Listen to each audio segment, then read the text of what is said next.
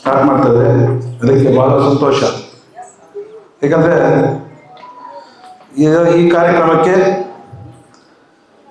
ಅಧ್ಯಕ್ಷರಾದ ಅಂಬರೀಷ್ ಅವರೇ ಮತ್ತು ಅರುಣೇಶ್ ಅವರೇ, ಅದೇ ರೀತಿ ನಮ್ಮ ಹಿರಿಯರಾದ YM ರೆಡ್ಡಿ ಸರರೇ, ಜಯರಾಮ್ ಸರರೇ, ಜಗನ್ನಾಥ್ ಸರರೇ, ಊರಿನ ಯುವ ಮುಖಂಡರಾದ ಶಶಿಕುಮಾರೇ ಮತ್ತು HM ಗಾಯತ್ರಿ ಮೇಡಮ್ ಅವರೇ ಮತ್ತು ಶಿಕ್ಷಕರು ಮತ್ತು ಶಿಕ್ಷಕರೇ, ಅದೇ ರೀತಿ ನಮ್ಮ ವಿರೂಪಾಕ್ಷಿ ಮಕ್ಕಳ ಪೋಷಕರು ಮತ್ತು ಹಿರಿಯರು, ಮುಖ್ಯವಾಗಿ ನಮ್ಮ ಕುಮಾರ್ ಅವರೇ,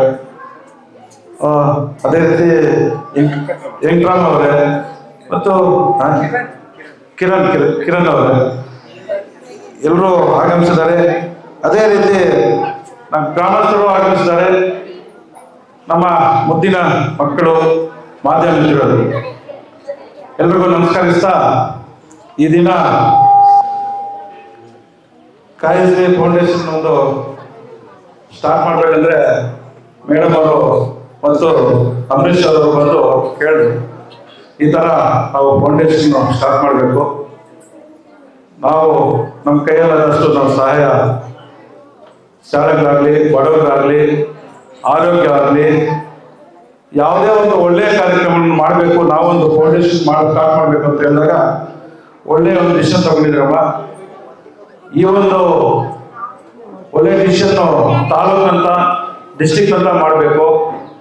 ಯಾಕಂದರೆ ಕೆಲವರು ಗೊತ್ತಲ್ವಾ, ಎಲ್ಲ ಸ್ಟಾರ್ಟ್ ಮಾಡ್ತಾರೆ, 4 ದಿವಸ ಸ್ಟಾರ್ಟ್ ಮಾಡಿ ಮನೆಯಲ್ಲಿ ಹೋಗ್ಬಿಡ್ತಾರೆ.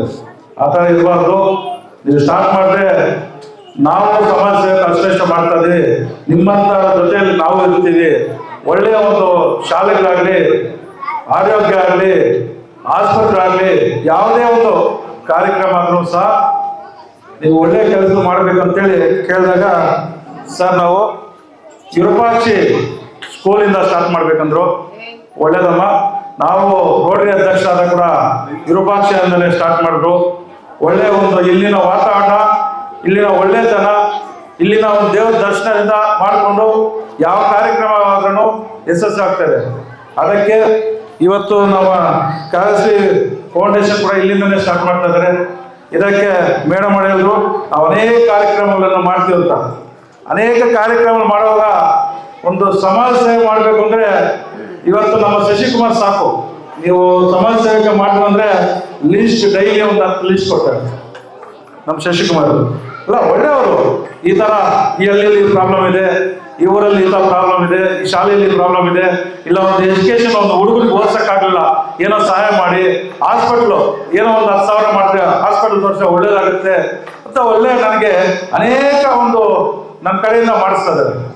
ಈ ಥರ ಪ್ರಾಬ್ಲಮ್ ಇದೆನಾ, ಈ ಥರ ಮಾಡಬೇಕು ಅಂದರೆ ಅವನು ತಗೊಂಬರೋ ಒಂದು ಮೆಸೇಜ್ ಎಲ್ಲ ಒಳ್ಳೇದಾಗುತ್ತೆ. ಇವತ್ತೊಂದು ಮಗು ಹಾಸ್ಪಿಟ್ಲ್ಗೆ ಹೋಗ್ಬೇಕಂದ್ರೇನು, ಒಬ್ಬರು ಬಡವರು ಒಂದು 10,000 ಕೊಟ್ಟರೆ ಅವರು ಹಾಸ್ಪಿಟಲ್ ತೋರಿಸ್ಕೊಂಬರ್ತಾರೆ. ಒಂದು ಮಗು ಹೋಗ್ಬೇಕಂದ್ರೆ ಒಂದು 10,000 ಕೊಟ್ಟರೆ ಹೋಗ್ಬೋದು ಮುಂದಕ್ಕೆ, ಇಲ್ಲಾಂದ್ರೆ ನಿಲ್ಲಿಸ್ಬಿಡ್ತಾರೆ. ಅಂಥವ್ರಿಗೆಲ್ಲ ಒಂದು ಸಹಾಯ ಮಾಡುವಾಗ ಇಂಥ ಫೌಂಡೇಶನ್ ನಮ್ಗೆ ಬೇಕು, ಇಂಥ ಕಾಯಶ್ರೀ ಫೌಂಡೇಶನ್ ಕೂಡ ಇರಬೇಕು. ನೀವು ಅನೇಕ ಅವರಿಂದ ಸಹಾಯ ಮಾಡಿಕೊಂಡು, ನಿಮ್ಮಿಂದ ಆದಷ್ಟು ಸಹಾಯ ಮಾಡಿಕೊಂಡು, ಅನೇಕ ತಾಲೂಕಿನಂತ ಬಡ ಮಕ್ಕಳಾಗಲಿ, ಒಂದು ಹಾಸ್ಪಿಟಲ್ ಪ್ರಾಬ್ಲಮ್ ಆಗಲಿ, ಒಂದು ರೈತರದ್ದು ಒಂದು ಪ್ರಾಬ್ಲಮ್ ಆಗಲಿ, ಯಾವುದೇ ಒಂದು ಪ್ರಾಬ್ಲಮ್ ಇದ್ದೀನಿ ನಾವಿದ್ದೀನಿ ಅಂತ ನಿಮ್ಮ ಕೈಯಲ್ಲಾದಷ್ಟು ಸ್ಟಾರ್ಟ್ ಮಾಡಬೇಕು. ಒಂದು 1,00,000 ರೂಪಾಯಿ ಆಗತ್ತಂದ್ರೆ ನೀವು 1,00,000 ರೂಪಾಯಿ ಮಾಡೋಷ್ಟಿಲ್ಲ, ನಿಮ್ಮ ಕೈಯಲ್ಲಾದಷ್ಟು ಒಂದು ಮಿನಿಮಮ್ ಮಾತಾಡ್ತೀನಿ. ಒಂದು ಆಕ್ಸಿಡೆಂಟ್ ಆಗಿರುತ್ತೆ, ಸುಮಾರು ಒಂದು 10,000 ಕೊಟ್ಟರೆ ಅವ್ರು ಹಾಸ್ಪಿಟ್ಲ್ಗೆ ಹೋಗ್ತಾರೆ, ಸೇರಿಸ್ತಾರೆ. ಆ ಹಾಸ್ಪಿಟಲ್ ಸೇರಿದ್ಮೇಲೆ ಅವ್ರ ಫ್ಯಾಮಿಲಿ ಬಂದು 50,000 ಆಗಲಿ ಅವ್ರು ನೋಡ್ತಾರೆ. ಫಸ್ಟ್ ನಮ್ಮಿಂದ ಆದಷ್ಟು ಒಂದು 10,000 ಕೊಟ್ಟು ಕಲಿಸಿ ಅವ್ರನ್ನ ಹಾಸ್ಪಿಟಲ್ ಕಳಿಸಿದಾಗ ಅವ್ರ ಪ್ರಾಣ ಉಳಿಸೋಕ್ಕಾಗೈತೆ, ಅವ್ರ ಫ್ಯಾಮಿಲಿಯನ್ನು ಇದು ಮಾಡೋದಾಗುತ್ತೆ. ಇವತ್ತು ಈ ಥರ ಒಂದು ಅನೇಕ ಸೇವೆ ಮಾಡೋರಿದ್ದಾರೆ ಸಮಾಜ ಸೇವೆ. ನಿಜವಾಗ್ಲೂ ಸಮಾಜ ಸೇವೆ ಮಾಡೋರು ನೋಡ್ರೆ ಖುಷಿ.